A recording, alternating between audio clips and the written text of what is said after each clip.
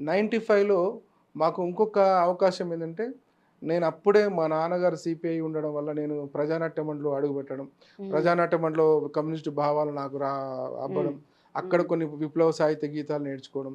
దానికి అనుగుణంగా ప్రభుత్వం గూడా సాక్షర భారత్ అనే ఒక కార్యక్రమాన్ని తీసుకొచ్చి, హ్మ్. అక్షర కళా జాతర అనే కళలతోని ప్రజల్లోకి చైతన్యం తేవాలి.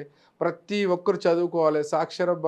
అక్షరాస్యత పెంచాలని ఒక ఉద్దేశంతోని అప్పుడు ప్రభుత్వం కూడా హ్మ్. తీసుకొచ్చిన కార్యక్రమంలో మేము కూడా భాగస్వామ్యమైనాం. రైట్. అప్పుడు నల్గొండ ప్రాంతంలో విస్తృతంగా ఈ యొక్క కళా బృందాలు నడిచాయి. దాంట్లో కూడా నేను కూడా ఓకే. వెళ్ళి వీధి నాటకాల ద్వారా కొద్దిగా ఓకే. జనంలో మీ చైతన్యం తీసుకొచ్చే పాటల ద్వారా, పాటల ద్వారా నాటకాల తీసుకొచ్చేది. ద్వారా అప్పుడు తీసుకొచ్చేవాళ్ళు. అంజన్న గారు రాసిన పాటలు అవి హ్మ్. ఇవి తీసుకొని మేము ప్రాక్టీస్ చేసి హ్మ్. గ్రూపులుగా వెళ్ళి పాడి వినిపించేవాళ్ళం. రైట్. యాదగిరి ఎల్లన్న కొమురెల్లి మల్లన్న, యాదగిరి ఎల్లన్న కొమురెల్లి మల్లన్న, చదువంటే భయమొద్దన్నో ఓరన్న చదివే మన వెలుగోరన్నా, చదువంటే భయమొద్దన్నో ఓరన్న చదివే మన వెలుగోరన్నా అనే విధంగా చాలా పాటలు పాడుతూ వాళ్ళు, హ్మ్. ఎందుకంటే గ్రామీణ ప్రాంతాల్లో చదువు గురించి చాలా తక్కువ అవగాహన అవును. ఉంటుంది.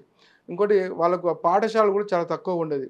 ఆ హ్మ్. ఉన్న పాఠశాల పిల్లల్ని చేర్పించాలంటే అప్పుడు పేదరికం, వాళ్ళని ఏదో ఒక జీతం చూస్తే 4 డబ్బులొస్తాయని ఆ! ఆలోచన ఉండేది. కానీ చదువుకుంటే పిల్లలు ఎదుగుతారు, వాళ్ళ భవిష్యత్తు బాగుంటది బావుంటుందని. ఆలోచించేవాళ్ళు అవును. కాదు. హ్మ్. రాను రాను అందరిలో మార్పొచ్చింది. మేము చదువుకోకున్నా మా పిల్లలు బాగా చదువుకోవాలి హ్మ్. అని తల్లిదండ్రులు కష్టపడుతున్నారు. ప్రతి పిల్లాడిని కూడా గొప్పగా చదివిపిస్తున్నారు ఈరోజు. కానీ ఆ హ్మ్. రోజుల్లో ఆలోచన లేదు. కాబట్టే ఆ ఆలోచన కల్పించడానికే ప్రభుత్వం హ్మ్. అక్షర కళా జాతరలు నిర్వహించింది. హ్మ్. దాంట్లో మేము కూడా భాగస్వామ్యం. ఇటు ఓకే. ప్రజానాట్య మండలి, ఇటు అక్షర కళా జాతరలో భాగస్వామైనందుకు హ్మ్. ఇంకా కొత్త విధానం, కొత్త ఆలోచన కూడా పాట ద్వారా తెలిసింది. రైట్. కోడి బాయ లచ్చమ్మది కోడి పుండు బాయ లచ్చమ్మది